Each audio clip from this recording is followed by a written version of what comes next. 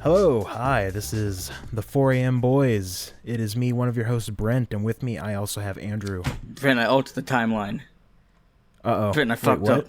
So, Brent, you remember What? that successful raid on Area 51? It never happened Yeah. anymore. Me going back to the past changed it. We fucked up. I must have shifted or something. I don't know. I fucked up, though. Yeah, the timelines converged, and all your actions were undone. I'm a little sad we no longer have alien booty clappings, but Naruto running names are still good. Yeah, did you see that news reporter, standing there, then a guy Naruto runs behind him? I love it so much. What a great time to be alive. Yeah, it's great. So, Brent, how you doing? I'm doing pretty good, so far. I've had a pretty busy month, Yeah. ever since we did our Astral Chain spoiler cast. Oh, you mean ass chain, and not the good kind of ass, the bad kind of ass. And not the bad ass kind of bad ass, the terrible kind of ass that is bad. Well, I think both of us have kind of been busy with stuff since the Astral Chain spoiler cast. What have you been up to? So, that Daemon X Machina game came out. Ah, right. I played that for a few hours. How is it? I mean, I'm enjoying the game. I have other games I'd rather be playing than that, though, I guess. I mean, it's fun. It's nice mecha game. I enjoy it. Yeah, I've heard it's very close to Armored Core. It is. It's a good time. Cause we also had that Dragon Quest XI came out recently. Right. Yep. I just got that too. Good old Switch version. I had the PS4 version. Got to the post game. At the end of the post game, I'm just nowhere, I guess, prepared or ready for the quote unquote true final boss. Because my whole thing, I don't like the grind in video games, even though I love them JRPGs that all require grinding. I just never felt the urge to. 2D mode is pretty nice, not gonna lie. Oh, I have not checked that out. It's really weird. Yeah. So you get 2D mode after you get, a full party of 4. But when you go to use it, it's right after you get out of the door of departures, you lose about a couple hours of progress. Oh. Huh. But you get to keep all your levels and items and everything. Yeah, that does sound pretty weird. So I did that, and I started way at the very beginning of the game. Someone was walking around, level 14, main character, fighting slimes, first dungeon. It's great. So in that 2D mode, there's no voice acting, right? No. Okay. No voice acting whatsoever. I've just been playing on the normal 3D mode. I really like the voice acting so far. I mean, there's no voice acting like the original Japanese version of Dragon Quest XI. Oh, right. Yeah, that is weird to think about. Because you remember that article that stated that Dragon Quest XI's English release will have more voice dialogue than the Japanese version? I mean, yeah, that's true. Because it was, and I just remember people were complaining that there was no dual audio. And I'm like, well, yeah, because there's no Japanese dub of this. There's no Japanese voice option. Oh, yeah. Fucking weebs, man, I swear. Yeah, and this version, the Switch version, actually does come with Japanese audio, too. It does. Yeah, which is interesting. I mean, I prefer the English one because they all put on really bad accents. It is great. I mean, I think those are real accents. But they're really... I cannot place Eric's accent at all. You'll figure it out when you find out where he's from. Okay, I kind of more or less meant his voice actor because I don't think I've heard an accent like that before. Oh, gotcha. Yeah. Gotcha. Yeah, I know that each different part of the world they have different variants of a British accent or whatever. Well, so in where you're from, it's all British. Yeah. Hados, they speak in haikus. Oh, I remember hearing about that. Yeah. I can't remember if it's Spain or Italy. There's one of those. It's really great. Also, did you notice the naming scheme for these characters? The naming scheme? So, you as the main characters from the town of Cobblestone, with people like Gemma, and your mom Amber, and your grandpa Chalky. Okay. The all stone names. Because this is the Akira Toriyama work. Yeah, gotta, Kakarot, carrot, and all that shit. Carrot cake, yeah. So like every party member is some sort of pun on like where they're from, and it's great. That's fun. It's always great. But see, me being me, I named them the hero with the Japanese spelling of hero with an I. Oh, okay. Because I'm clever. I'm clever, Brent. I just gave him my name. I'm like, whatever. It's gonna be real awkward later on. Wait, is there a character named Brent in the game? I could just be fucking with you. Is there Brent representation in Dragon Quest XI? I'm not telling. Play the game and find out. All right, yeah. I'll have to see. I'm only a couple hours in so far. I've gotten through what is it? The horse race. For anyone who I just unlocked the is. forge. Ah, yes, the forge. One of the greatest items in the game. Now, did you download the free DLC? Oh, there's free DLC. I did not know about that. Yeah. It's pretty nice. I should go check that out. It's pretty nice. You get some outfits. It's pretty nice. Oh, nice. Yeah, because I was wondering when I start getting outfits. Because there's some... Because I think Eric gets an outfit that I don't think's in the original Dragon Quest XI. If it is, I don't think I ever got it. But the main character gets, the main character's outfit from Dragon Quest VIII. Yeah. Veronica gets a boar costume called the Piglet. Yeah. Veronica's the short one, right? Mm-hmm. She's the legal lolly. Well, she's technically she's of age, but she has been de-aged, but she's still of age. She's just in a child's body. Oh, okay. It's a plot point, and it's really dumb. And they bring it up because something happens to a different character, and why that didn't happen to them. They're just like, I don't know. It's dumb. Yeah. Also, this has the orchestrated music, which is one of the reasons why I waited for this version. I mean, it's nice. I do like the midis, though. Those nice 2D soundtracks. It's just... Hey, whenever I listen to the MIDI, I'm like, I'm not too into this. See, it feels really... it feels really out of place for the 3D sections. Which, I get that, but I still enjoy it, because I'm weird like that. I don't know. Yeah, I was going to get the PC version of the game and hack in the soundtrack, but then this version came out, and it has a bunch of extra shit in it, too, so... I forgot the PC version existed, not gonna lie. Yeah, that was like the one reason why I wanted the PC version over everything else, was because I could mod the soundtrack. Man, I can't wait for the Nude mods. Oh boy, I bet they already exist. I mean, yeah, the game's been out since 2017, right? Yeah. Yeah, there has to be, right? I mean, you would think. I mean, Jade doesn't really need one when she has the fucking, vampire bunny girl ability later on. It's a plot point, don't worry about it. Right, yeah. Alright, tell you what, I've opened up a private tab right here. Let's look. Oh, jeez. This one's getting rated for explicit. Not for our language, but because we're talking about nude mods. Let's see. Dragon Quest XI, first nude mod released October 1st, 2018. Almost a year ago. Let's see. Yeah, some over 18 read it. Let's see. Oh, Reddit gone wild, I see. Yep, okay. Yeah, that's a mod. Nude mod and underwear. Okay. Which character is they showing? Jade. I knew it. I wonder why. It's because she has tits, that's why.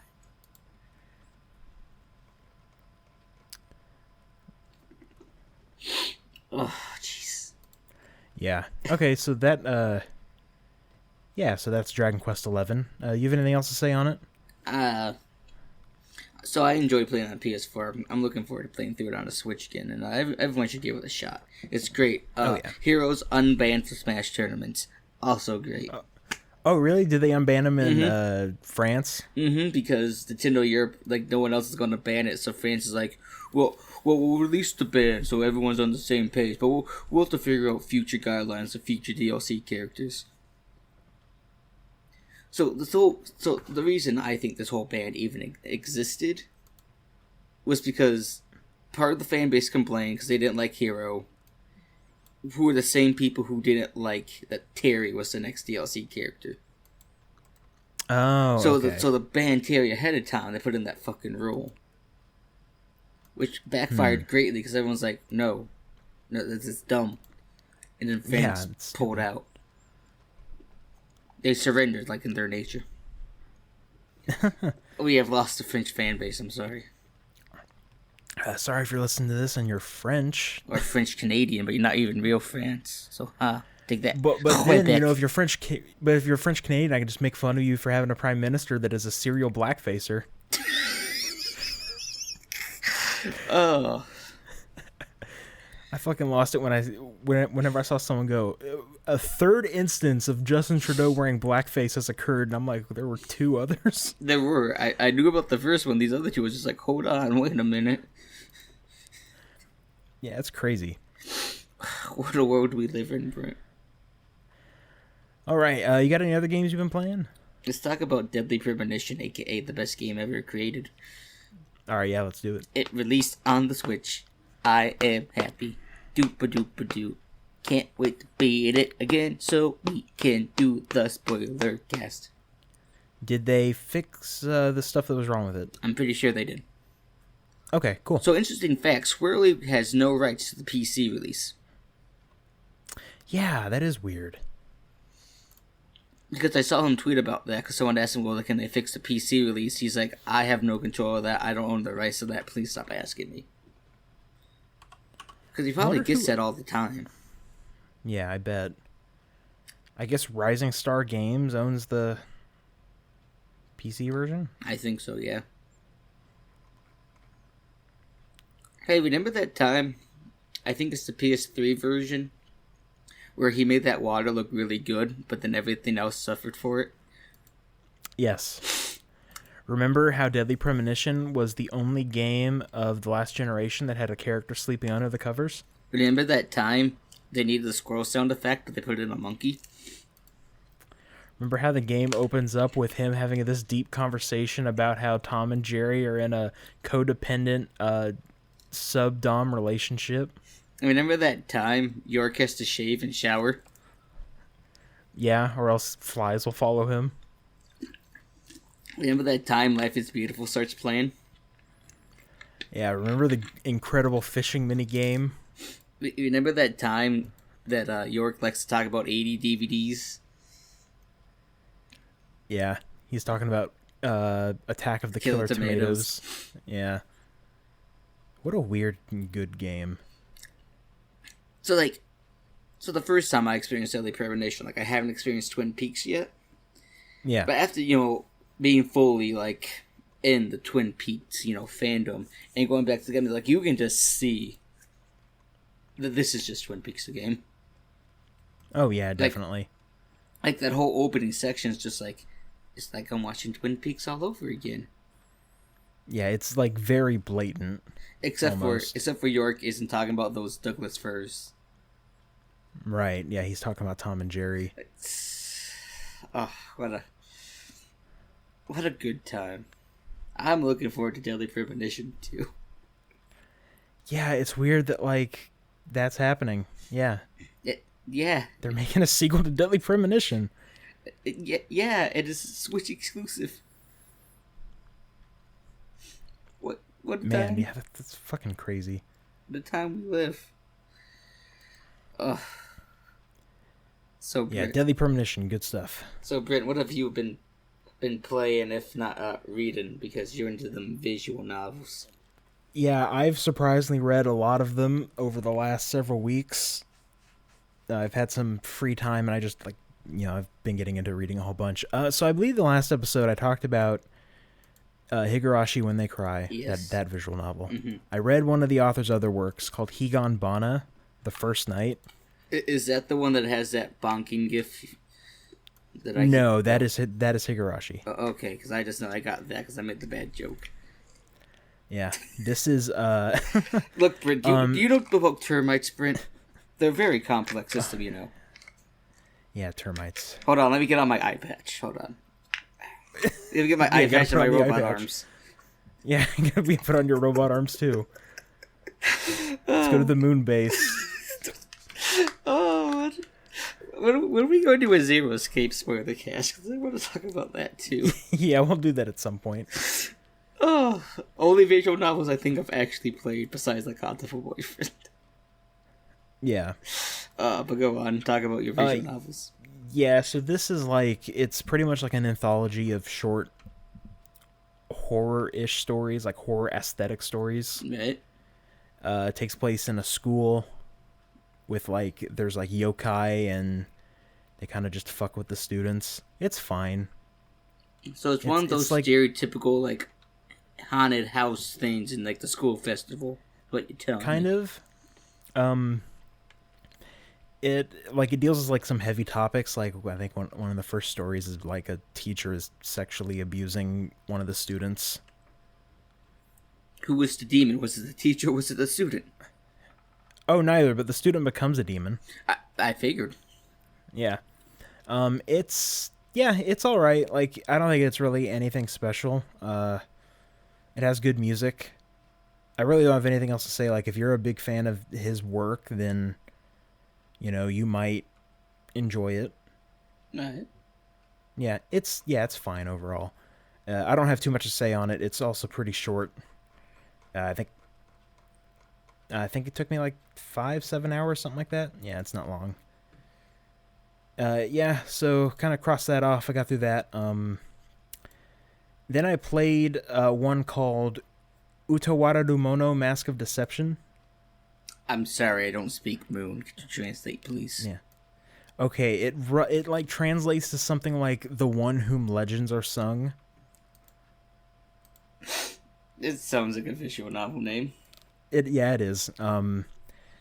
So it's it's a sequel to this 2003 like visual novel strategy RPG that came out on the PC in Japan, and I beat that one earlier this year. It's a visual novel, but it's also a strategy RPG. Oh yeah, I mean like it's mainly a visual novel. It has like some strategy RPG elements. So it's like Fire Emblem. With way more story stuff, I guess, yeah. So and not as deep of combat. It's Fire Emblem Fates. Gotcha. But yeah, I played that first one earlier this year, and it was good. I liked it overall. I feel like it kind of reveals a bunch of plot twists in the last like fifth of it, and doesn't give any room to breathe, and just kind of ends. Oh, it's a Yakuza game. Yes, it's exactly like a Yakuza game. I knew it. So it's a fantasy RPG series. It's a fantasy story. It's a really well realized setting too. Like not so much the first game. Like the first game has some issues, but in the second game, Mask of Deception, the one I just finished, it has a lot of really interesting world building and stuff. And some of it like kind of because you know it's a sequel to the first game, so it's kind of going off assuming that you know about like the late game plot reveals in the first one. Okay. And it like develops on that a little bit more, and it's kind of retroactively making the first game a little bit better, which I've heard that this one and its sequel Mask of Truth do. I've only barely started Mask of Truth. I don't have much to say on it, but Mask of Deception, it's really good. I really liked all of the characters. They have really fun interactions and are just really fun to watch. I like them more than in the first game. The strategy RPG stuff is fine. It's really easy. Right. Yeah, like in the... I think my final playtime was around like 30 or so hours, and I think there's a total of like 17 fights in it. Oh. So, yeah, they're very sparse, but... yeah, like it's like not too bad. It ends on a cliffhanger because it goes right into Mask of Truth. Right. And I was kind of worried about the cliffhanger because I'm not going to spoil what happens, but there's a character who, let's say they were probably one of the most perceptive characters throughout the story, and they don't notice something that is, it's not obvious, but it's kind of like, they would probably like be able to figure it out and they just don't notice it. And I'm like, oh, that's a little weird. But I'm hoping that the sequel makes good on it. I'm playing the PS4 version. It is on PS4 and Vita. It was localized over here by Atlas USA.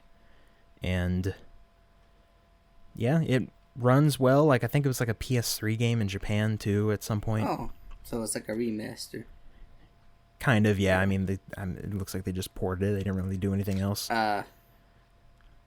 It's a really fun game. I like it a lot. Yeah, don't have much else to say. The main character's pretty good too. Like, he's kind of just like this really lazy guy who doesn't want to do a whole lot, but he's also like a super nice guy too. Right. And he's really reliable when he needs to be. Yeah. If anyone out there is interested in playing these, the first one, I would definitely recommend it, but your options are you can play the old 2003 version on your computer with the fan translation that's a little too literal. Yeah, there's like some weird name changes that for the better, like in how they I won't get too into it and how they name characters, I guess I would say. And there's that, and then there's like the anime adaptation, which apparently is a pretty good replacement. Or the remake is getting localized next year. Yeah, so pretty good stuff. I liked it a whole lot. It was a pretty fun time. No, well, if I were to tell you that each termite is simply an obvious cog in a this machine program, I might be able to use a termite DNA. This entire time I was looking up this quote. And stuff on an individual termite had an idea when it got too hard to upgrade what a human does. We appreciate the elegant form of their alien cathedrals. We see the simple beauty of their perfect functionality. We can understand the simple plan of their structure. In other words, only an intelligence of a higher order can understand the beauty of what a termite builds. Okay, why does he get so into termites for some reason? Look, I was thinking the same thing. I was like, what happened in his life that termites? What did brother do?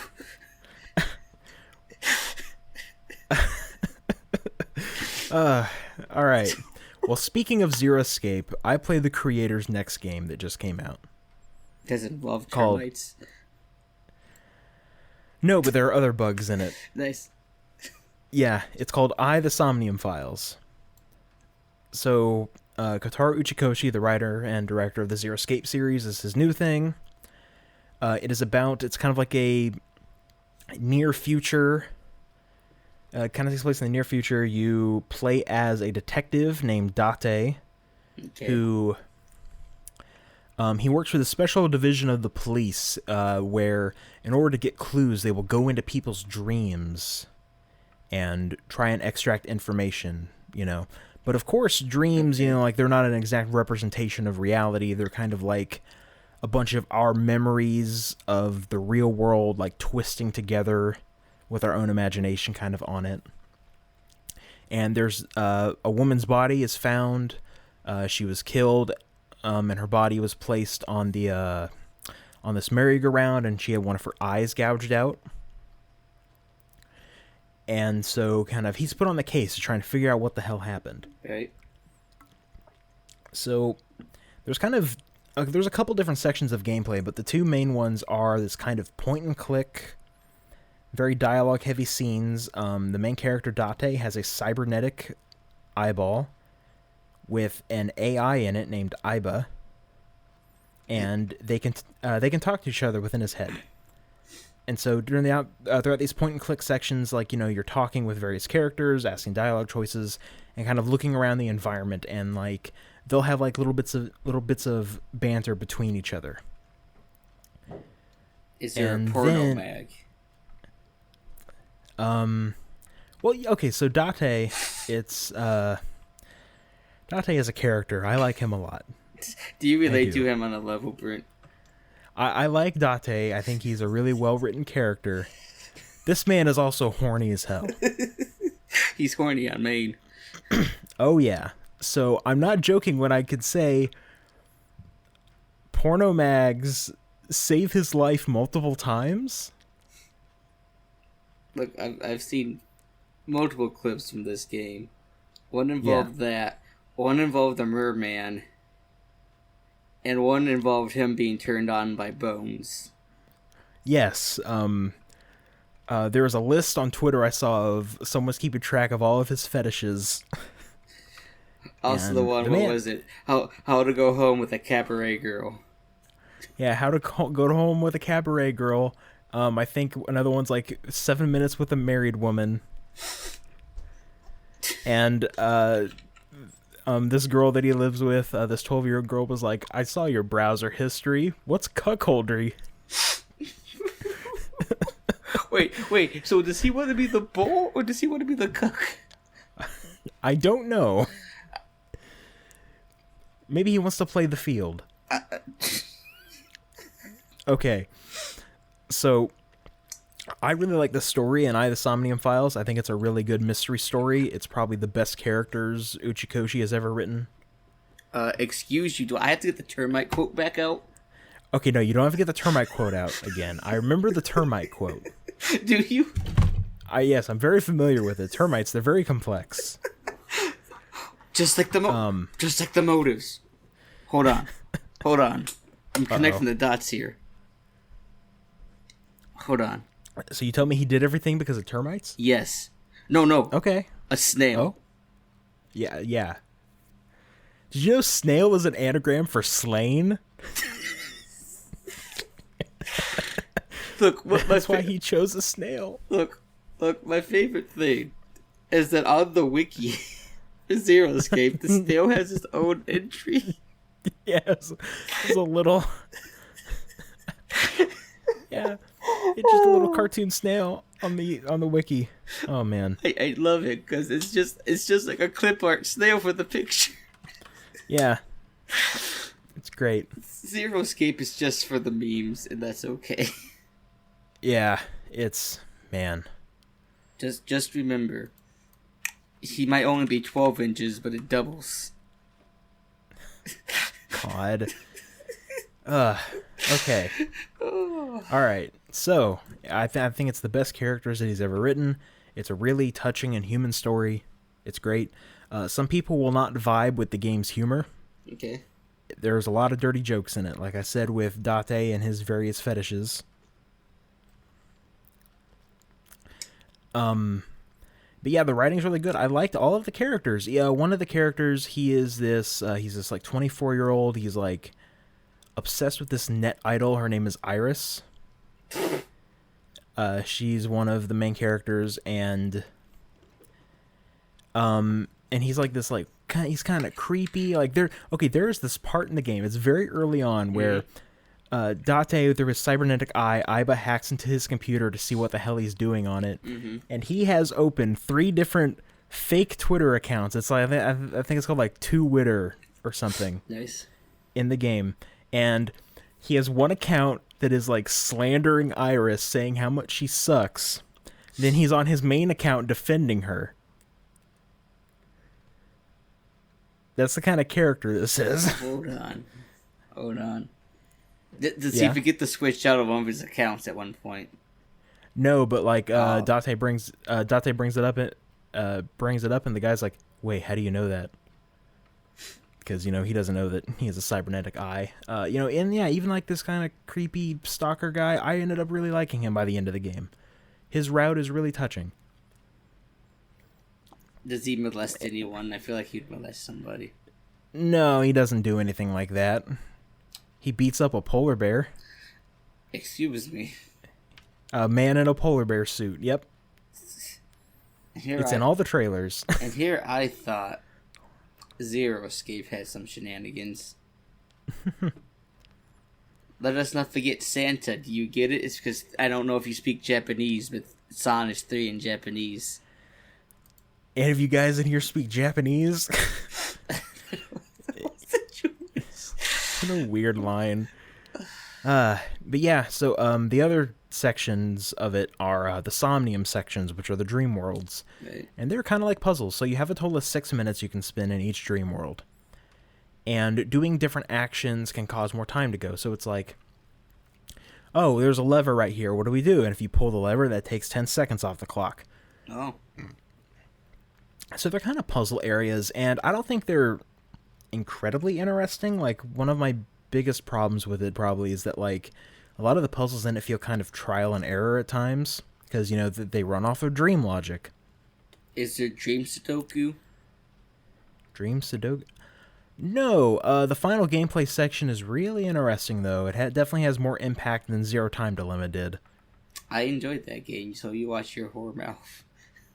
I mean, I enjoyed Zero Time Dilemma, too.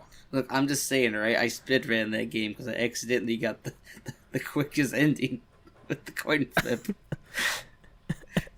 I mean, everyone gets that ending their first try. Do they? Yes. I think it is made like that. Exactly. I thought if you picked heads, you got it, but if you pick tails, you still don't get it. It's just no gameplay time. I could have sworn. Yeah. Let's see. Yeah, so the Somnium sections, they're kind of whatever, but I really like the aesthetics of each of them and kind of the story stuff presented in them. Okay. And I don't feel like it's as twist-focused as the Zero Escape games. Yeah, because it says I feel like... end with, like, 999. It's just like, hold up. So these, like, the big twist in Virtue's Last Reward still pisses me off. Oh, really? The one where he looks into the water? Yeah, that one's... yeah. Because how would someone not notice that? Yeah, that one is kind of weird. In this place full of reflective surfaces. Yeah, you know, everything's chrome in the future. How do you not notice? Look, I'm just saying, I feel like Virtue's Last Reward and that trilogy is probably the weakest. Yeah, and it's really... Yeah. So, like, it's not as twist focused, and like there's still like some good twists in it, but it's not something to where it's like you're like, oh, holy shit, I can't believe it or whatever. But it's just a really solid story, really good characters. It might be my favorite thing that he's written. All right. Yeah, I think it might have overtaken the Zero Escape games. I guess the last thing to say on it, there are some other gameplay sections. There are action scenes, which I don't know if you even want to call it that. Basically, there's like some quick time event sections, and they look really janky. Like, this game looks better than Zero Time Dilemma for sure, because it feels like they actually had a budget. And not like, you know, they were just giving money that Spike Chunsoft had out of the back of their pocket. It's part of that appeal, that dirt gritty appeal of Zero Time Dilemma. Yeah, like that one scene where Junpei walks out of the room and it looks weird. Look, he is super happy he didn't die and he wants to get drunk. Alright? That is peak emotion. They captured it perfectly. Yeah. So it definitely has more of a budget than that. It still kind of looks jank at times. There's like some like little bits of slowdown here and there. It's kind of weird. But yeah, really solid game, really solid characters. I liked it a whole bunch. Alright. Yeah. Definitely recommend it. I played the PS4 version. Because, like, didn't you buy it on the Switch for the one that you downloaded or something? Okay, so let me explain what happened. So I pre-ordered it on the Switch. So originally I was going to get the physical version, but then what happened is that the physical version got delayed by a week. Okay. And I decided to go get the digital version because I'm like, all right, I took off a week, you know, between jobs, and I wanted to use all that time to play the Somnium Files. I just wanted to get through it, right, so I can marathon it. And I did not know this. When you pre-order something on the Switch, if it is not a first-party Nintendo game, it unlocks whenever they decide to unlock it. Not on sometime on release day, not at midnight. And so I was trying to get in. I'm like, oh my god, it's not letting me in. Are you kidding me? And so I'm like, all right, I'm just gonna go to bed. I go to bed. I wake up. It's still not letting me in, and I'm like, fuck it. I bought the PS4 version because I wanted to start it immediately. Yeah, so I bought it twice. I mean, that's how I got Hacker's Memory twice because of shenanigans. I think I said that story before. Yeah, so that's what happened with me. I've heard it runs solid on pretty much every system. There's just like slowdown and switch handheld mode. I can see that. Yeah, but overall, yeah, really good game. I liked it a whole bunch. Definitely recommended. So, and so anything the else last thing that involves like yeah, Dr. the last Pepper thing I or did. something? I don't know. Yeah, let me sit up real quick. So the last one thing I did was another visual novel called Steins Gate Zero. So it is a sequel to a visual novel called Steins Gate. Wait, hold on. Yeah, Zero's a sequel. Well, so it involves time travel, right? Yes, I think Okay. Steins Gate did. I never been through Steins Gate, but I think it had some sort of stuff going on with that. Yeah, so Steins Gate Zero is kind of, it is so hard to explain this because it's not a sequel to the final ending in Steins Gate. It is a sequel to what you would probably call the bad ending in Steins Gate, although there's not an ending right there. Okay. It's kind of hard to explain, but the events of Steins Gate Zero need to happen for the true ending in Steins Gate to happen. I'm not gonna like go too crazy on this because like it's all fucking time travel and shit. So I had always heard that this was kind of bad. Right. Like people don't really like it. Okay. And the problem is that it is very fragmented to where. So, first things first, in order to understand a couple things of Steins Gate Zero, you need to have the context of this audio drama. It was only released in Japan, but fans have gone through and like translated it. Okay. So there is like a YouTube video that someone just like literally took the visual novel assets from the original game and put a translation on it. It's like an hour long. The drama is called Arc Light of the Point at Infinity. Excuse me? Kind of Arc Light of the Point at Infinity. Excuse me? Yeah, so there's that. There's also a manga adaptation of it that's like a couple chapters long, which is what I ended up reading. Okay. And so you need the context of that in order to kind of understand a couple things that happen in it. And it's fine. I think it is a fine story. The original Steins Gate is one of my favorite visual novels of all time. It's fucking incredible, whatever. Dr. Pepper. And this is fine. Like, it has some issues here and there. I'm like, oh, whatever, this plot's okay. The big problem, it has one of the worst plot twists I have ever seen in a work of fiction. Rubber bullets? It is stupider and makes me angrier than that. Like, I'm interested now.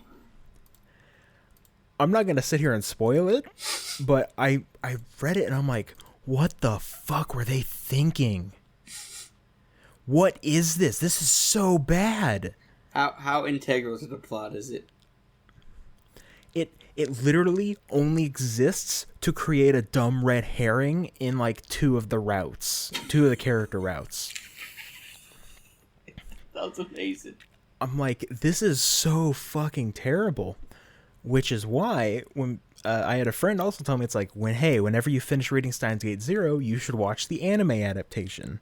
Mm-hmm. So I'm just going to kind of go right into the anime that I've been watching because I watched the entire anime for it. Right. The anime, it fixes some stuff. It expands on scenes that needed to be expanded upon in the original visual novel, which is good. It completely writes out the plot twist, which is good, so it's technically not canon. So I don't have to be angry about that. And also, the problem with the original visual novel I had was that the ending, like the true ending, is very abrupt and kind of nothing. Okay. And the anime expands on it, and I like that a lot. Okay. So I'm like, okay, this is... yeah, let's call it, like, with the with the audio drama and the visual novel and the anime, I think it's like a solid 8 out of 10. Okay. I can't recommend the anime over the visual novel because the visual novel has interesting side plots that are dropped in the anime. But the anime doesn't have the plot twist. Yeah, the anime fixes some stuff, adds more scenes, expands on stuff, and gives it a better ending. So I feel like it's definitely something that needs a remake. Okay. But overall, it was fine. Yeah, it was fine. I enjoyed it. I enjoyed my time with it. Okay. So another anime thing I saw was Promare. That was in theaters. Yeah, I didn't have that near me, so I didn't see it. Yeah, Promare, the latest thing from Studio Trigger, and the director of Gurren Lagann and Kill la Kill. It is really good. It was one of my favorite things that Trigger has put out. So basically, I'm gonna give a quick plot, introduction. The plot's not incredibly important to the whole thing because it's mainly like the action and the animation and stuff. But one day, people in the world just started randomly combusting, and these people are called the Burnish. They control fire. The second you say they just suddenly burst, I'm thinking, yeah, this is totally Trigger. Yeah, they just suddenly burst into flames. They can control fire. So jumps a few years ahead, and the main character, his name is Gallo, and he is a firefighter. It's just Fire Force or whatever it's called? Burning Rescue is his team name. Right. And so, they go and they try to stop the fires and all that stuff, and there's a team of the Burnish called Mad Burnish. And it is just an action-packed, really fun time. Some really incredible animation, like the fire effects and the colors, and really good use of CG animation as well. I mean, but is it better than Inferno Cop? Man, Inferno Cop's pretty good. I like it about as much as Inferno Cop. Okay. Yeah, it is a absolute ton of fun. I recommend definitely getting the Blu-ray when it comes out next year. I'm glad I got to see it in theaters. It's something where it's like I saw it and I'm like, I don't feel like the projector is doing this justice. Yeah? Yeah, I'm like, because just, man, the colors really pop. Like, I can't wait to watch this on my TV. You need to get that 4K HD TV with the fucking 4K player. Oh, yeah, I already got one of those. Well, aren't you fancy? But yeah, really super good. It has a really good soundtrack, too. Okay. Not much else to say because I think that a big part of the experience, it is a very visual experience. Okay. For sure, yeah. Only other anime I've been watching is I've gotten back on Gintama. Hold on, let me check my emails from Google real quick. But go on. Okay, yeah, sure. Go. All right. Man, so... Okay, so I'm still in the first series, which the first series is 201 episodes. That just sounds so long. Yeah, I mean, the total episode count for the entire series, I think, is up to 300 something. It's too many. I can't watch that. It's too much. 386 maybe? I don't know. It's too much. So, I think I've talked about Gintama on this show before. It's really good. It's one of the most consistently funny animes that I've ever seen. Yeah. It's absolutely hilarious, but then there are arcs where it gets serious. The arc in particular that I watched is one that a lot of people talk about. It's called the Yoshiwara on Fire arc. Okay. Essentially, there's this big underground city where a bunch of illegal shit happens, and the main characters try to reunite this kid with his mom. It's basically the core idea of the arc, and I think the thing that I really like about it is that it does both comedy and serious stuff really well. And I think the big part of that is how good its characters are. Right. It has just a really solid cast of characters, and, they can be funny and dramatic. And, yeah, it was a really solid arc. I also watched the Shinsengumi Death arc, which is a Saw parody. Which is, it is where do the Steins come in? Oh yeah. So there was an arc I watched right before the Yoshiwara on Fire arc. It's like the gang goes and they go to a hotel, and the hotel is haunted. Right. Okay. And the main character is like, is that a ghost? Wait, it looks like a stand. And then for the rest of the 4-episode arc, they just keep calling the ghosts stands the entire time. Gintama's a piece of work. Gintama is great. I was not expecting it to reference There's Something About Mary. I don't believe this anime actually exists. I think y'all trying to do me a confuse and do me a concern. There was that one clip where the main character was talking about why movies with the number 3 suck, and then I'm like, why movies with the number 2 are good, and then someone was like, what about Home Alone 2? And then he's like, well, you see, Macaulay Culkin got cocky, so it changed it from the 2 into a 3. This anime doesn't exist. This is all one elaborate prank, and you can't trick me. I watched the episode last night that was they were like, hey, so our production company Sunrise, they've kind of had some troubles with the foreign market recently, and we have to end Gintama early, so please enjoy the final episode. And they rip off Evangelion. It sounds like that Bobobo ending we got. I don't think I ever watched our Bobobo ending. I don't think I ever caught it. It was, they ended somewhere, and it's like, oh yeah, this is the final episode, and then it's like ends on a cliffhanger, I think. Oh, that kind of sucks. I can't remember. I just remember the making a big deal. By the way, this is the last episode. Doo-ba-doo. Yeah. So Gintama's really good. I am 150 episodes in. I will update as I continue. It just sounds like such a long time. It's too many episodes. It's very long, but I'm liking it consistently. Last time I watched the anime this long ago was Hunter x Hunter, and it took me like years to get caught up. It took me so long. He started writing again, but then he stopped. Yeah. All right. Well, I think that's all the anime I've been talking about.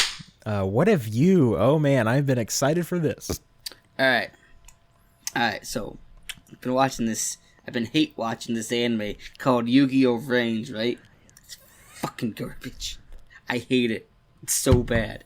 It is so dumb. All right. So let me give you a little background story. So we both have this mutual friend named Crisis. Mm-hmm. So Crisis watched all of Arc V.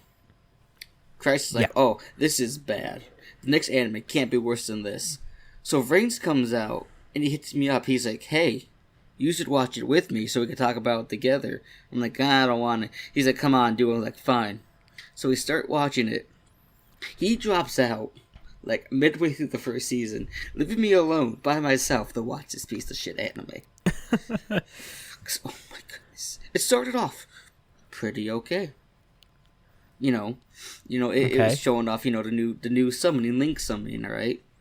Oh yeah, I'm so lost on Alright, so Link summoning. All that shit.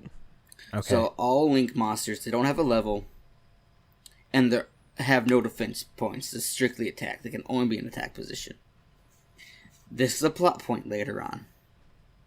I am not joking. So, instead they have, like, Link levels, depending on how many Link markers or arrows they have. So you have, in the center of the card, which is the portrait, is called the circuit. Yeah. And around the circuit you have 8 arrows. Up, down, left, right, upper left, upper right, lower left, lower right. Okay. And they all point in different directions depending on the monster. So, when we first see Link summoning, it takes like 2 minutes for like each Link summon. Because the character will summon the circuit in the sky in this virtual world called VRAINS. Okay. Fly through the circuit with the monsters. The monsters go to the markers. This is grandiose lane. And then they fly out with the Link monster. This is where all the budget went. Because I'm not joking, they have like 5 to 6 like recap episodes just in season 1. Oh god. Because the budget went to that. It is really jarring when later on they do Link summoning. The monsters just turn into like energy tornadoes, fly to the markers, and the monster just appears. So the plot is around this guy named Playmaker. That's his avatar name in VRAINS. It's like Yusaku Fuji something. I can't remember his last name. So when he was like a child, he was in the Lost incident where 6 children were kidnapped and put through some like torture tests to create some AI with free will. Okay. So they're called the Ignis because, fire and, all that jazz. It's dumb. Right. So anyways, the Ignis world is attacked and, like, they're all, like, gone, just destroyed, except for the Dark Ignis, who just ends up as an eyeball.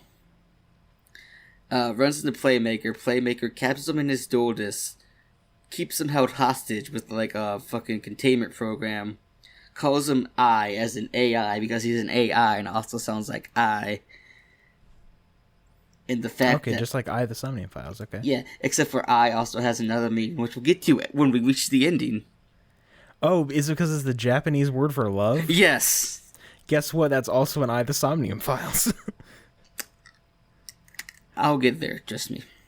Okay. So the whole plot of season 1 is that Playmaker's trying to get revenge on these people called the Knights of Howie or whatever because they were responsible for the Lost incident. Yada yada, blah blah blah blah blah. So introduces some characters like Blue Angel, who only wins half her duels because she's a female character in the Yu-Gi-Oh series. Oh no. You have Go, who was a professional wrestler man, who in season 2 just became utter shit. I mean, he was shit in season 1, but 2 just made it worse. And the main rival's character's name is Revolver. He uses a deck based off Dark Dragons that are based off like hacker terms and guns. Yeah, it's really great. Like Revolver is like a great character in season 1. Because it's really kind of sad when the best duel in the entire series happens within the first 10 episodes. Oh no. Because it's the first duel of Revolver versus Playmaker, of which technically, in the first part, Revolver technically won, I'd like to point out. But he lost because they introduced speed dueling in VRAINS, which is what the mobile game, what's it called? Duel Links. Is based off of. You only have 2,000 life points, you have skills, but you only have like 3 spaces for monsters and spells and traps. So, if I remember right, Playmaker loses that, but then he wins the Master Duel. And it's this really, like, cool thing, because it's when he gets his ace monster, Firewall Dragon, who after Season 1 isn't his ace monster because it was banned in the TCG. Because, let me pull up his effect. I have it here somewhere. Okay. It's really overpowered with a very low summoning cost, and it's really dumb. Alright, let me pull it up. Firewall Dragon. Description: 2+ monsters. While face up on the field, quick effect, you can target monsters on the field and or graveyard up to the number of monsters co-linked to this card. Return them to the hand. If a monster this card points to is destroyed by battle or sent to the graveyard, you can special summon 1 monster card from your hand. Okay. So, here's the thing. It's so many conditions, it's just 2+ monsters. So it's super generic. Right. But this is a big ace boss monster. And it probably has one of the best, because I don't think there's a Link 5 out in the card game yet, but there was in the anime. So no, Link 4 is the most popular, most like strongest. So it has the up, down, left, and right like Link markers. So it can be really broken and get you an extra Link. Which, what that means is that when you can only have it. So how do I put this? So Link summoning was introduced to slow down the game because people were spamming out their extra decks. Oh, okay. However, Konami done fucked up, and Link summoning has sped up the game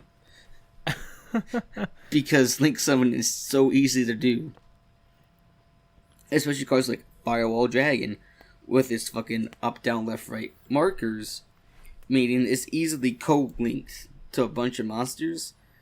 So if you can get 3 out, you're already halfway through an extra link, which is you have a monster and because you can only summon monsters from the extra in the extra monster zone, unless it is a link monster, and any field in the main monster zone that has that link marker pointed towards it.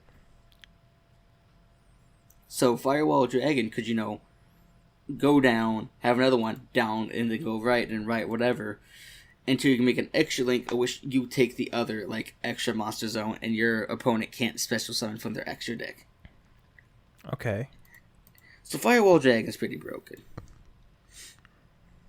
And they banned it, and it got to the point where that its first quote-unquote ace monster, Decode Talker, just became a straight-up ace monster for a bit. Because in the anime, he couldn't summon Firewall Dragon. Because it was banned. Because it was poorly constructed. But anyways, back to the plot. So the Night Safari, the whole plan is to take down the internet and destroy all AIs, because computers are evil, man. They literally want to shut down the whole internet. I am not joking. They want to shut down the internet. Okay. And they're going to do this by absorbing all the data and just having a mass DDS attack. It just shut down the whole internet. So midway through Season 1, Revolver has his ace card that just destroys everything, and they can't figure it out. Until it's revealed it's just Mirror Force. Straight up generic. First generation Yu-Gi-Oh! Mirror Force. Literal description: destroy all monsters in the face-up attack position on your opponent's side of the field. The reason it's broken in VRAINS is because everyone just sets up link summoning, and that's all they focus on. It's a big flaw, and it's dumb, and I hate it. Yeah, sounds like it. So Season 1 ends with another duel between Revolver and Playmaker, not as good as the first one. I mean, it was close because Revolver showed off how to do an extra link. Because he built his deck around it and it was stupidly broken. And then you learned that, I was the Ignis made from Playmaker when they doing the whole fucking torture experiment. And that Revolver was the son of the doctor ahead of this project, and he was the one who called the police, and his father went to jail, and then, he got hooked up to a computer, and then he died, and it doesn't matter. It just really isn't brought up ever again. Yeah. So then we got Season 2. Season 2 should have ended a long time before it ended. So we're introduced to, the other Ignises. Their names: the fire one's called Flame, the water one's called Aqua, the earth one's called Earth, the wind one's called Windy, and the light one's called Lightning. Right. Okay. So Brent, if I told you which is the Dark Ignis, is the main character's Ignis, who do you think the main bad guy is? Well, it's gonna be Lightning. Yeah. Yeah, it's pretty obvious, isn't it? Yeah. Yeah, that makes sense. They don't even hide it. It's oh yeah, I'm the bad guy. Because he just wants to wipe out all of humanity because AIs are superior. Which so he says that only because he ran a simulation. So the guy who made the Ignis just wanted to destroy them because he ran a simulation of them all together, which just ends the world being in turmoil and destruction.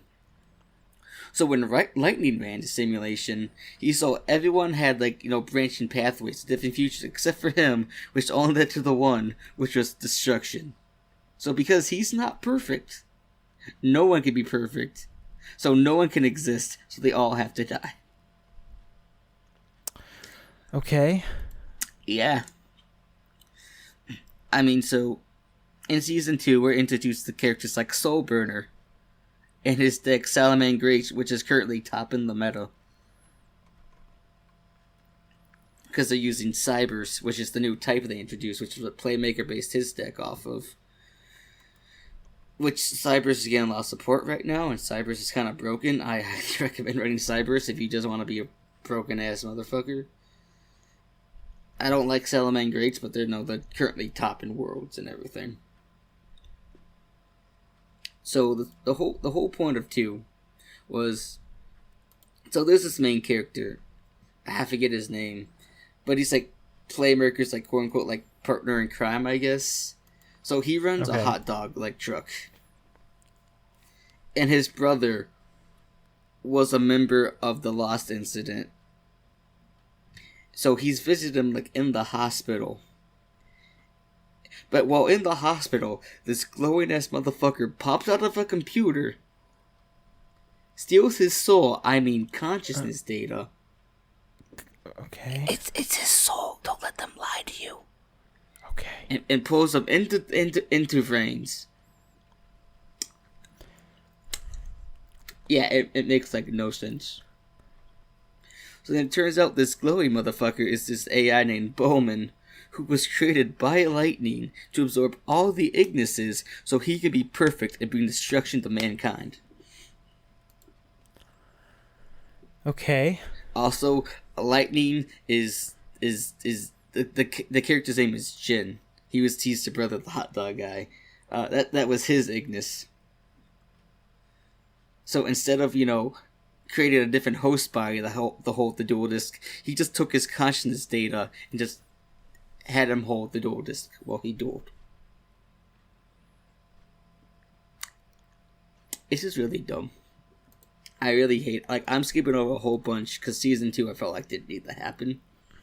Yeah. Because there's not much I felt like actually happened. Because it didn't. Blue Angel became Blue Girl, lost, became Blue Maiden, lost again. Because so what happened was, back in the first season, the guy they originally had directing it got fired. They never stated why. It was because he used the budget on link summoning. So they brought in the guy who wrote 5Ds, who has no idea how to do a female character. Because if you look at like Akiza and like season 1 of 5Ds, she's a competent duelist. She's a great character. She has great motivations. But like season 2 and onwards, she's like, oh no, I don't know how to duel. You save me. I'm a female duelist. Doop a doop a doop. It's like every time, like, because the Blue Maiden's real name is like Aoi, which is just Japanese for blue. Oh, okay, I get it. Like every time she duels, like, how's she gonna lose? And then she loses. For plot reasons. The only time like she won in like season 2 that I can remember was for plot reasons. She dueled this other AI, I believe his name was either Haru or Harpo, I can't remember. But he was the quote unquote little brother to Boamon. He's like, you killed my brother. Getting revenge. So she lost for plot reasons. Like anytime someone loses in season 2, it's for plot reasons. That's the reason why Playmaker just always won. For plot reasons. So the final episode of season 2 happens. The final like duel, which is Boamon versus Playmaker. Which it's a master duel, so you can't use skills, and it's the full, 5 monsters, 5 spells, 2 extra monster zones. So Bowman cheats. This is a plot point. Because he created his own, like, mirror VRAINS. So he cheated. He hacked the system so he could use his skill during the duel, which allows him to create his own monsters. And to do this, he stole people's consciousness data from VRAINS while they're in the other VRAINS because they can't log out. Okay. So that's where we get our first Link 5 monster. And it's dumb. And they stop him from doing it multiple times. But he's like, nah, you didn't. And as he hacked the system again, he just kept cheating. So this let I doing a sacrificial play where he goes into Bowman's system to retrieve the other 5 Ignises that he's absorbed. They all say some stuff except for Lightning. He's like, you're gonna learn one day. Well, I did what I did. Bye. And he just gets all of their data. He restores a backup of himself because Woman catches him, deletes him, gets a backup of himself, and then gives Playmaker the data of all other 5 Ignises to get his own Link 5, which is an evolution of Firewall Dragon called Firewall Dragon Dark Fluid. Dark Fluid? Dark Fluid. Okay. All Cyberus monsters are based off computer terms. But anyways, so Dark Fluid does its thing. It went still. So then we got to season 3. So you want to know how long how long VRAINS is? How long is it? It's 120 episodes. What did you say? You kind of cut out there. It's 120 episodes. So okay. if I told you season 1 was about 44 episodes, how long do you think season 2 and season 3 were? Are there only 3 seasons? There's only 3 seasons. Okay, let's see, 44.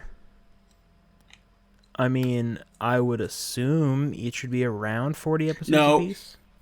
Oh, no. How long is season 2 is like 63 something episodes. What the fuck? Season 3 is only 17. Okay. Season 3 is the last season. Huh. They shoved a lot of shit in 17 episodes and it wasn't good. So, do you want to know who the main bad guy is from season 3? It's not Lightning anymore, right? Mm-mm. Who is it? It's I. Okay. Because Lightning's whole deal was human and AI can't exist. They can't work together. It's just impossible. So for some fucking reason, I disappeared for months and he came back in a humanoid form. He's like, hey, Lightning was right. Even though we just fought to save the world a couple months ago, Lightning was right. Okay. So his whole plan. So there's this whole company. It's called Soul Technologies. In the series, they were the ones behind VRAINS. Well, they shut VRAINS down because of the whole second time the internet tried to destroy itself. So instead, they were going to make AI with limited free will and put them in like servant robots. So I's big plan was he's going to separate his own consciousness into all these robots and see what happens. Okay. So to do this, he murdered, like, a lot of people. Oh. And then when he's asked, why are you doing this? He's like, you don't understand my pain. All my friends are dead. Because it's true, all the other Ignises are just dead. Okay. So during the series, there was this, like, cleaning robot that Playmaker had. Which I think... maybe his name was Harper. I can't remember.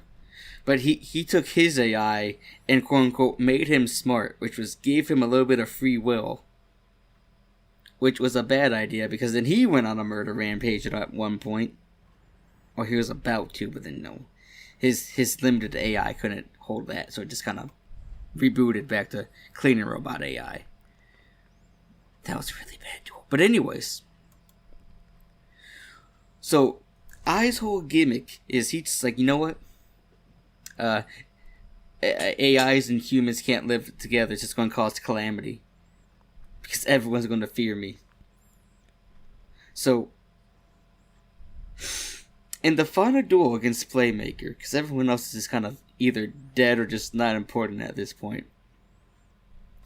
Like, Playmaker's like, why are you doing this? So he goes on this whole thing that he tracked down Lightning's cave in the Ignis world and on the internet. And he showed him the simulation was going to happen if he just lived. Of which, Playmaker brings the point, how do you know Lightning just didn't lie to you and this is all fake? And I's like, that doesn't matter. That was real life for me. Simulation's real life because I'm an AI, I'm an artificial intelligence, I'm a computer program. So those computer simulations real life to me. I lived the future 1,000-something times. I'm like, this is dumb. Yeah. So the top Boemon in his Link 5 monster, I makes his own Link 6 monster. And it's dumb. And it's going to get printed, and it's going to be dumb. So the duel ends with, because I made his, they're called at Ignister cards. So he had one called Dark Templar, which is just Diko Talker, but it's I's version of it. So the whole final battle is Dark Templar versus Decode Talker. Oh, I forgot to bring up. So something happened early in that. Do I want to bring up that a Playmaker played a card with himself on it, and that really pisses me off. Okay, yeah. I just wanted to bring that up because I just remembered. But anyways, so Dark Templar's whole thing is like, oh, you can't destroy a monster. It can't be destroyed in mutual destruction, so you're going to lose. Playmaker's not, I do this. I was like, well, I do this. And Playmaker's like, no, I do this, so I win. And then it's really dumb. So then I's whole thing was, this whole situation happened. He set up so this last duel happened between Playmaker, so he could die no matter what. I wanted to commit suicide, but he didn't want to do it. So his whole thing was, either he wins the duel, he steals Playmaker's consciousness data, and I spreads all of his consciousness data into all these other androids, and humanity will just, see what happens. But if Playmaker wins, I releases everyone else's conscious data, and I just disappears. So I's supposed to disappear, but for like 5 minutes, Playmaker and I are just having this whole heart-to-heart talk. So the whole point of season 2, when the name of the Ignises, because they didn't have actual names until they given to them. So Flame, his thing whole brought, because Japanese word for flame means like brave, courageous, and all that shit. So I was like, if my name would have mean something, what would it mean? And Playmaker's like, it would mean to love people. At this point, I got very upset. Yeah. So I dies, I guess, and then it cuts to like another couple months in the future, and everything's back to normal, and then they get really fucking meta because they make a joke. Because the guy around the hot dog stand's talking to Aoi. He's like, yeah, thanks to like you guys, all this happened. She's like, oh well, I really didn't do anything, and she's right. She didn't do anything. This whole thing's like, well, have you seen Playmaker? It's like, nah, he's just kind of disappeared. He's on his own journey. So, but then, like the last 15, not even 15 seconds, the last 5 seconds, it just cuts. Because this whole thing was, this is the final duel. I's going to delete himself. So in the last 5 seconds, he comes back as an eyeball on some sort of computer screen, confused at what's happening, and then it cuts. Okay. And then we just like, oh, next Yu-Gi-Oh! Anime's in 2020, bye. VRAINS is bad. Okay, so it's poorly written. I've been trying to look this up for a little bit because I completely forgot. Okay, so there was a Yu-Gi-Oh! Manga that recently ended. Mm-hmm.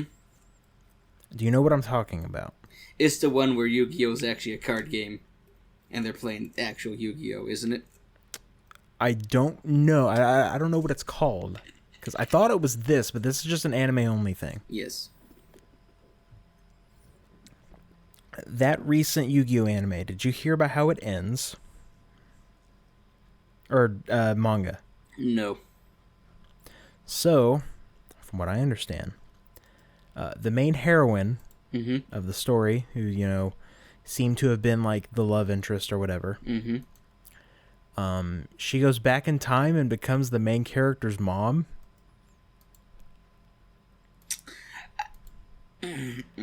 I just spent the last little while waiting for that to hit, because I'm like, what is he going to talk about this? But no, that was something else. Okay.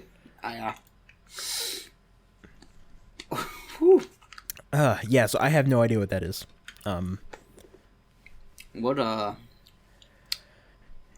Yeah, what a twist.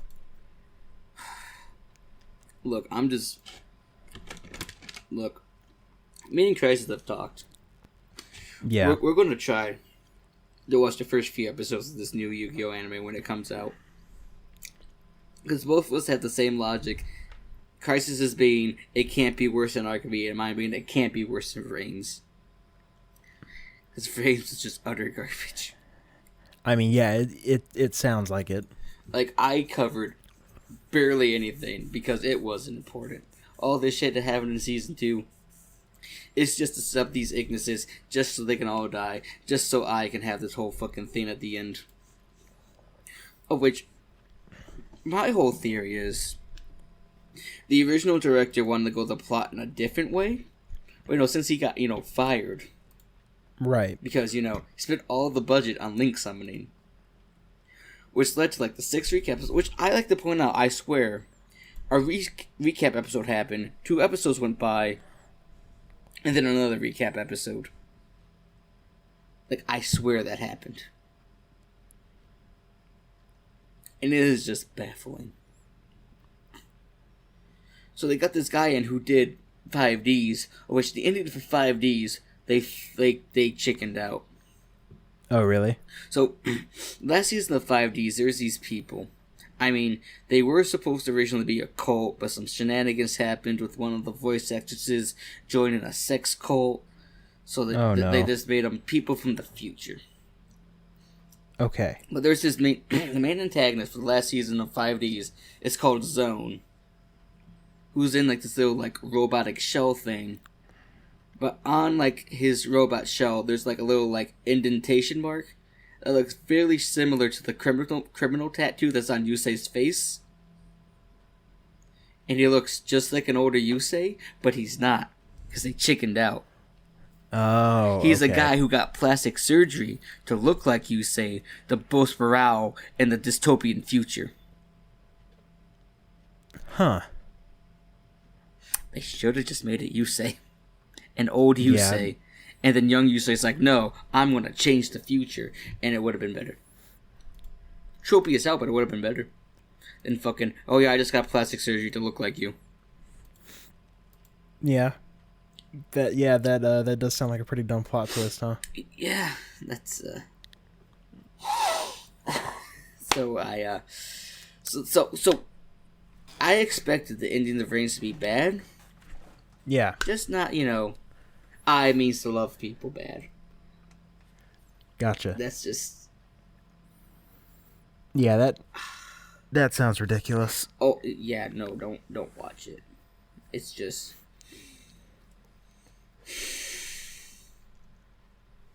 All right, have you watched any other anime? No, because I just... VRAINS just kind of ruined anime for me for a bit, so I just need to, to watch other things. All right. So in terms of movie and TV stuff, I'll just talk about one thing very briefly. I watched a bit of that Donkey Kong Country CG show. It's great, isn't it? Oh, yeah, it's fucking incredible. I remember watching this as a kid and loving it. I haven't seen it in recent times. Oh, it's bad. It looks like shit. All I can really remember is cover you in coconut cream pies. He kissed King K. Rool with apples in his eyes. Well, that rhymed. Oh shit. Do you remember the part where the monkey, I forget his name, he has the shitty looking mustache? Yes. Leo Luster, I think is his name. Yes. He puts a magic hair cream on him, and then he gets a Polnareff haircut, and he activates a stand power. I'm like, this is the only good part of this. Wait, hold on. France, you were ahead of your time. Man, yeah, it's whatever. It was not great. Aged very poorly. I remember watching it as a kid and loving it. That's all I can really say. So what movie and TV stuff have you been watching? So, we have entered a new era for Kamen Rider. So, as such, we have Kamen Rider 01. Alright, how is that? Episode 5 came out yesterday. I haven't watched it yet. But from what I've seen from the first 4 episodes, it's really great. I love 01's design. Love the fact of going back to grasshoppers for the start of a new era. It's, again, a really interesting concept with AIs and, like AI robots. Like coexisting with humans. Yeah, Japan's on this kick with AIs and everything. Yeah, the Somnium Files, Yu-Gi-Oh! VRAINS, Steins Gate Zero has some AI stuff in it. I think Japan's trying to warn us. Yeah. But anyway, so from the first 4 episodes, I'm enjoying it. I love, the little jingle of when he becomes 01 of a jump to the sky, turns to a rider kick, but it's done with Microsoft Sam. Okay. I'll have to send you a link to it because it's just really great. It's just sounds so weird. I love that 01's sword is a briefcase. So like the characters, his grandpa was the one that made like the AI company that he currently runs, because when his grandpa died, he made the Rider belt. He's like, yeah, whoever wields the belt is CEO and president, so I'm giving the belt to my grandson. He's like, oh, I don't want it, but he uses it to save his old boss at the amusement park after he fired him for being a failed comedian. Oh. And his AI secretary is like, if you put on the belt, you're prison. You know that, right? He's like, oh, we'll talk about that later. So he puts on the belt, saves his boss, and she's like, all right, you're the president now. Because you put on the belt, you agreed to it. And he's like, shit. So yeah, his sword's a briefcase. His motorcycle is a smartphone that comes from space off a satellite. And then he pushes the motorcycle button app, and it transforms into a motorcycle. Yeah, this sounds pretty good. You should watch Zero One. Look, you should watch Zero One because it's a new era for Kamen Rider. They're not gonna bring up the old stuff. This is all brand new, and it's just peak Rider, and I love it. Sounds great. My only experience with Kamen Rider, I've watched 4 episodes of Gaim. Gaim's pretty good. Yeah, I'm liking it so far. You should watch 01 though. It's a fun time, especially because it's coming out, every Sunday. Oh, okay. So you should watch it. Would highly recommend. I should, yeah. Maybe I should just get on and try to watch it weekly. That might be easier to keep up with. Yeah, I agree. We gotta get back to Utawarerumono season 2. We do, yeah. We left off kind of halfway. I mean, we got the Delusion Imports, which is still a pretty good episode. Yeah. You just think you could take our Power Rangers and turn it into your Japanese Sentai? Oh, I just love. They were just so focused on ass and titty. Yeah. What a fun time Utawarerumono was. So anyways, other stuff I've been watching. So, I just now started to watch Always Sunny in Philadelphia. Oh, I've seen a few episodes of that. So I got a friend at work. He just kind of pressed me into watch it, so I've been watching it. I'm like, halfway through season 3. It's just like, man, these are all like terrible people that I somehow relate to, and I don't like that. I mean, season 1, like, it was okay, but in season 2, when they introduced Danny DeVito, it's something you didn't know you needed until it happened. Okay, yeah. I did not know he wasn't in season 1. No, he doesn't show up till season 2. Season 1 still, it's still good, it's still passable, but once they introduce Danny DeVito, it's like, it just completes the show.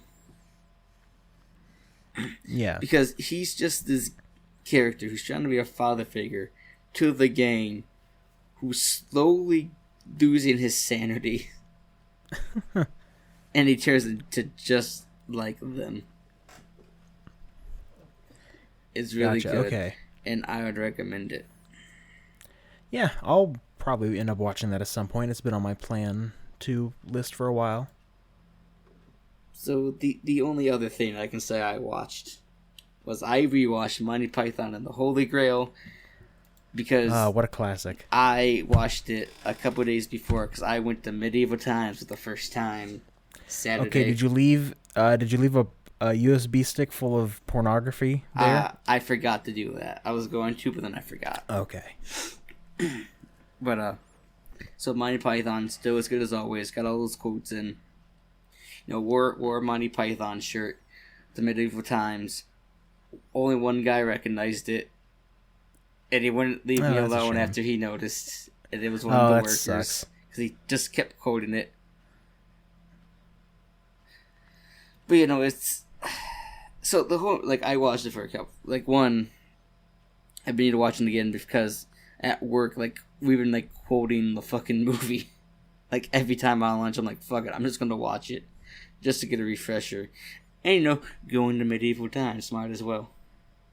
Yeah. So, you know, get all those jokes out of the way, you know, ASP Philosophy of Unladen and Swallow, all that jazz. But yeah, no, it was still a good movie. Yeah, that movie's still great. I still love the fact they never actually finished the film. Oh, yeah? Yeah. that ending's great. Oh, what a good time. So let me talk about Medieval Times, and I made some purchases. Sure. I've never been, so. You don't live near one. I do. Yeah, probably not. There's only 10, and they're mostly on the East Coast. One's in Canada. So, imagine, like, WWE, but, like, in medieval times. And you get to eat, like, a dinner while watching it. Yeah, that sounds fucking wild. Okay. It's great. So we went, and I had this. At some point, apparently, I signed up for their newsletter. I don't remember when I did this. So I just had like this coupon code for like $27 off per ticket. Okay. Now they're normally like 63 something for a ticket. But with the coupon code, we got $27 off, so we upgraded to like the highest package they had, which got us front row seats. Oh, nice. And some all this other fancy shit. It was great. So, you know, the place opens an hour and a half before the show, so you can browse the gift shop. They sell weapons there. I made some purchases. Have you looked in the admin chat in the other server? Yes, I saw you bought a sword. And a shield. Oh. I'm not going to say how much. They were a few $100s, but anyways. I love it. So, like, they're like real, like, metal and everything. I just need to sharpen the sword. Right. I love my sword.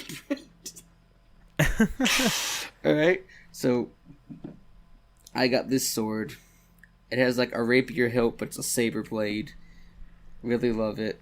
Someone called it a cutlass. I'm like, I can see that. I'll go with it. One friend bought a master sword because he's a nerd. Couldn't afford the shield, and the sword is more of a replica. It doesn't come with a sheath like mine did. Mine's a nice leather sheath. Okay. His just came with a display stand. But then our other friend got like this dagger.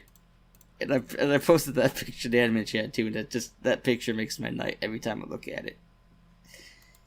He's just being a goober with it. So yeah. we bought those, but they don't give you the weapons till after the show. Okay, yeah, that makes sense. Which does. But anyway, so I guess they changed the plot in recent times. So this is the first time I went, but I guess like the old plot was there was a king and needed like his daughter of the princess was kidnapped by the kingdom to the north, or the kingdom to the north challenges like the king of the castle for his like rulership or whatever. So he sends his champion, the Black Knight.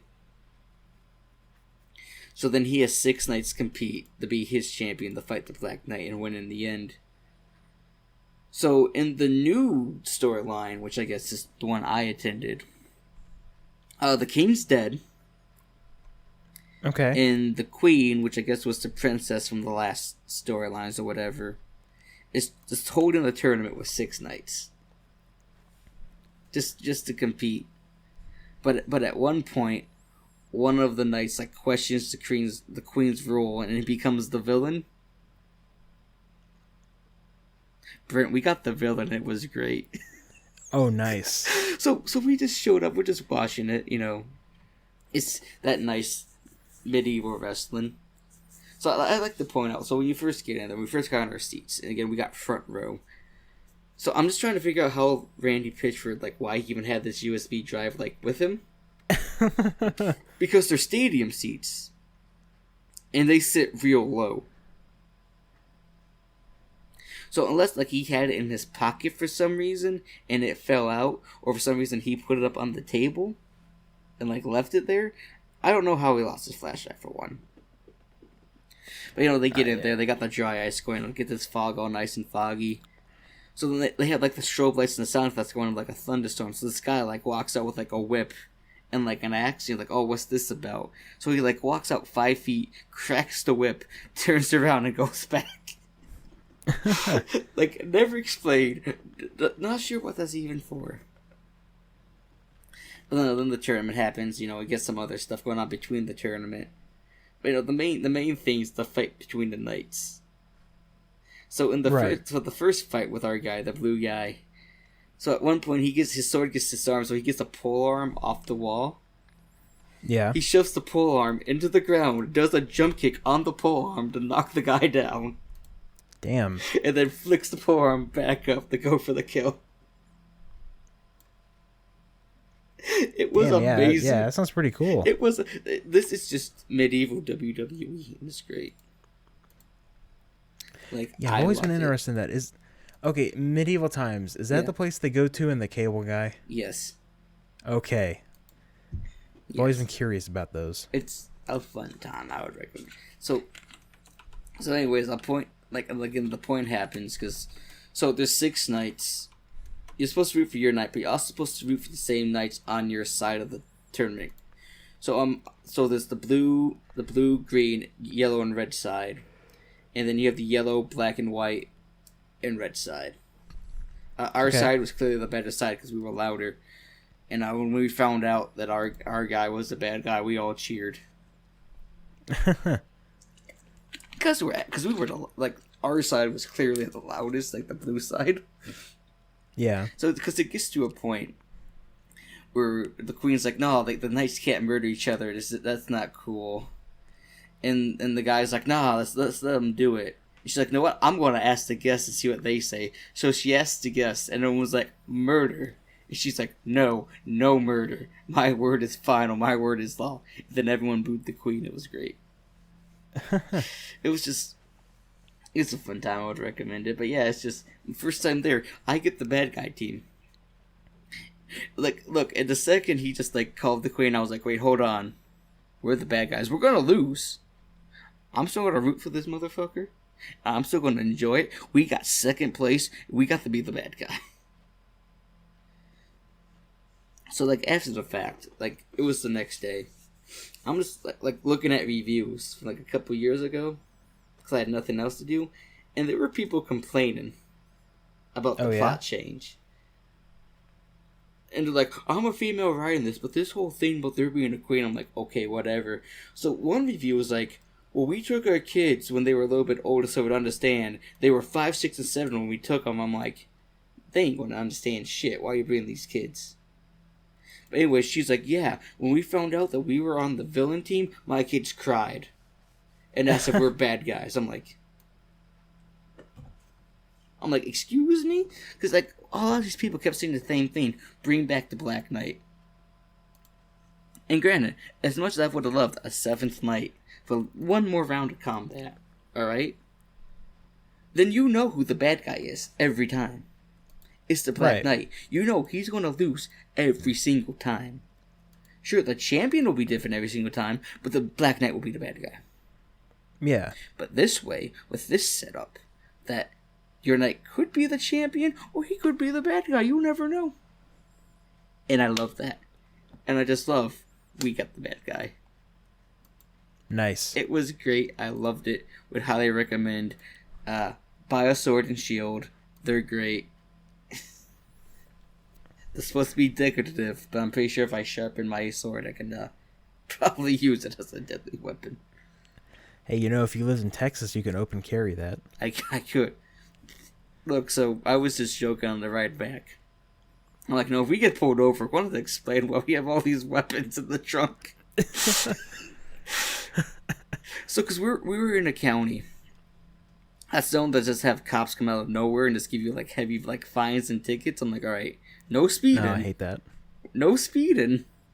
Because I do not want to get pulled over and have to explain why there's weapons in the trunk. Right. With all these knives and swords. So, I have my sword right next to me. I'm very tempted to pull it out of the box right now. just to hold it. Because I like to unsheath it because it makes that nice sound. It's just, ooh. It does fit in my belt loop, so you know. Like, there you go. At least in like one. So they also sold katanas, which I wasn't, a fan of. So we didn't have any like weebs or nerds at like my showing because we went to the 4:30 showing. Because they all came out at the 7:30 showing, and they came in troves. These motherfuckers wearing cloaks, fucking weebs everywhere, wanting to buy katanas. When I came out of the bathroom, I got a face full of titties. It was a interesting experience. Sounds like it. So before we left, I'm like, all right, let me take a piss because I don't want to be driving like an hour, right? Oh yeah. So I came out of the bathroom that was going closer to a bar. Like I turned the corner and there's just this, highly attractive woman in like this blue corset dress. Her boobs just kind of like popping out. And it's like right in my face. I'm like, okay. I didn't expect this turn in the evening. So then I walk past. I'm going towards the exit and I turn around. So I can see, so it's like laced up in the back and she has nothing on underneath. I'm thinking, golly gee. I don't know who she's with, but I hope they're happy. Yeah, hopefully. Yeah, medieval times would recommend WWE wrestling. Oh, I should have talked about the food. Oh yeah, how was the food? I mean, it's okay. It was spaced out like really weird. Okay. So like we sat down. The guy poured the soup.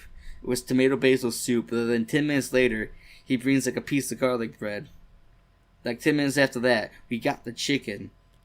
And like another 10 minutes, corn on the cob. 5 minutes later, the potato. I'm thinking, was I supposed to eat this all at once? Because the spacing was kind of weird. Okay, that kind of sounds like I've been to something kind of similar where it's like you watch a show and then they serve you food. I think it was like something that Dolly Parton did in Branson, Missouri. Was it Dolly? What's it called? Was it Dollywood? I think it was like no, it's like Dolly Parton's Grand Stampede or whatever. I know what you're talking about. Yeah, it takes the story of the Civil War and is like, oh, they were just having a friendly fight. Weren't fighting over anything bad. I mean, look, I am a fan of dinner theater now, alright? Yeah. I want to go back. Maybe buy more swords. Hopefully not. Maybe I can be a responsible adult this time. Oh, I also bought a drinking horn. Okay. For no reason, just to have a drinking horn. I like my drinking horn. It comes with a nice little stand. Like, I want to go back. So then I'm just, like, looking at, like, all these other, like dinner theater kind of situations. Yeah. And, like, there's some murder mystery ones. There's also in, like, Chicago, and I don't want to, do business casual. But, maybe one day. Okay. But I would highly recommend going to a medieval times. And Yeah, I think the closest one to me is either Chicago or Dallas, Texas. It depends. Do you want to go east or do you want to go west? Right. I think you should go to the Chicago one, Brent, so that way I can go again. Okay. Look, see, Brent, alright, here's what you gotta do, alright? Once you get some vacation time, you take some off. Come to the state of Lincoln. Lincoln Land, as we like to call it. Yeah. And we'll go to Chicago, and we'll experience medieval times together. And you can buy a sword. I don't think you can mail it or take it on an airplane, but you could buy a sword. I mean, I'd probably I'd probably drive to Chicago if I was gonna go. This is true, and then we just have your secret and it all works out. We'll just get a nice hotel in Chicago for a couple days, see the city, go to sites, go to medieval times. The works. Yeah. We'll plan it out. And then we will. We could do an episode in the hotel room with terrible audio. On an internal laptop microphone. Yeah! Oh. This sounds like a disaster, but it'd be a fun disaster. Oh, yeah, definitely. Well, Brent, you got anything else? Nope, I think that's it for this episode of the 4 a.m. Boys. If you've ever left porn at a dinner theater, let us know. Yeah, let us know. We do have an email, the4amboys@gmail.com, if you want to send emails. Tell us your story about leaving a porn flash drive at medieval times. And you don't even have to be in medieval times. Maybe you just left some porn somewhere you shouldn't have. Maybe your search history includes how to take a Cabernet girl home, or birthing hips. Cuckoldry. Yeah, or birthing hip bones just really turn you on. Yeah. I mean, if you want to tell us your fetishes, please don't, because we're not going to read them on the internet. But please don't. I don't want to read emails like that. I mean, we'll judge you and we'll have a laugh at you. Yeah. But that's about it. And we'd make fun of you, but we wouldn't read your fetishes.